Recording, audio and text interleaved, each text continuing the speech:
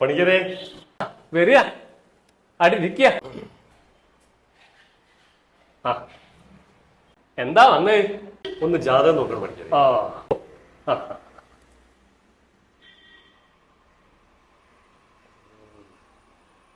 പേര് പരമു, വയസ്സ് 50, ഭാര്യ സുമതി, വയസ്സ് 47, 2 മക്കള് ലിനീഷും ലിമേഷും.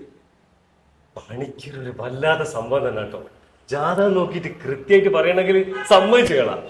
ഇന്റെ കൈ വാട നിൽക്കട്ടെ, ഇനി വരുമ്പോ ജാതകമായിട്ട് വരിക. ഇത് റേഷൻ കാർഡാ. അയ്യോ പണിക്കരെ, ഇത് എടുത്തപ്പം മാറിപ്പോയതാ. പരമു, വയറിന് തീരെ കൂടി സുഖല്ല. ഞാനൊന്ന് ബാത്റൂം വരെ ഒന്ന് പോയിട്ട് നോക്കിയാ പോരെ? ഉവ് ആയിക്കോട്ടെ, എന്നാ നല്ലതൊരു പ്രാർത്ഥിച്ചോളൂ, ഒരു സുഖം വരട്ടെ. പ്രാർത്ഥിക്കേണ്ട കാര്യമൊന്നുമില്ല, എന്റെ ഈ പായൊക്കെ കഴിക്കാം. എന്തെങ്കിലും പറഞ്ഞോ? ഒന്നും പറഞ്ഞില്ല. എന്നാ അങ്ങനെ പോയി തൂറി വരും.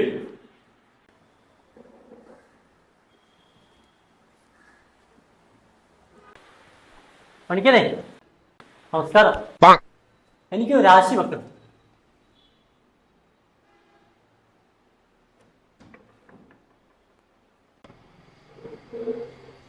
കല്യാണം കഴിച്ചതാണോ? അതെ. ശുക്ലാം ഭരതം ചതുർഭുജം വൃതം. ന്യായം പ്രശ്നമാണല്ലോ. നാള് പറയാ മൂലോ. അത് നന്നായി മനസ്സിൽ അങ്ങോട്ട് പ്രാർത്ഥിക്കുക. മൂല അങ്ങോട്ട് മറക്കുക. ദേവിയെ മനസ്സിൽ ധ്യാനിച്ചിട്ട് നല്ലൊരു കനമുള്ള ദക്ഷിണ ഇവിടെ വെക്കുക. കണ്ടടച്ച് നല്ലോണം പ്രാർത്ഥിക്കുക.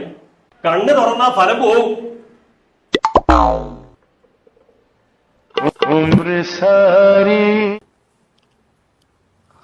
ആവോ, താനിപ്പോഴും കണ്ണടച്ച് പ്രാർത്ഥിച്ചോണ്ടിരിക്കുക. എന്നാ കേട്ടോളൂ, തന്റെ പ്രാർത്ഥന ഫലിച്ചു, നന്നായിട്ട് പോയി. എന്നാൽ കണ്ണ് തുറക്കട്ടെ പണിക്കരെ? കണ്ണ് തുറന്നോളൂ. താനാരാ? ആ നാടോടിപ്പാട്ട് പാടി കളിക്കുക? അല്ല, താനാരാ? എന്റെ വീട്ടിൽ വന്ന് എന്റെ കസാലയെ കുത്തന്നിട്ട് ഞാൻ ആരാന്നോ?